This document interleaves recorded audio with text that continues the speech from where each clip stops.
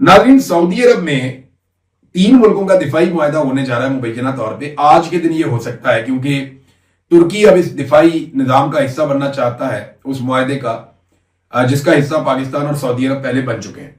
शहबाज शरीफ Saudi अरब में मौजूद हैं, रजब तैयब एर्दोगान आज सऊदी अरब में आ रहे हैं, जबकि इन दोनों के अलावा फील्ड मार्शल भी गए हुए हैं आसिम मुनीर सऊदी अरब में। बाकी मुल्कों के आर्मी चीफ नहीं जाते, उन्हें उनकी हुकूमतें उनकी औकात में रखती हैं, लेकिन हमारे फील्ड मार्शल हर जगह पे पहुंचते हैं क्योंकि शहबाज शरीफ को अर्दली के अलावा और कुछ भी नहीं समझा जाता इस पूरे निजाम में।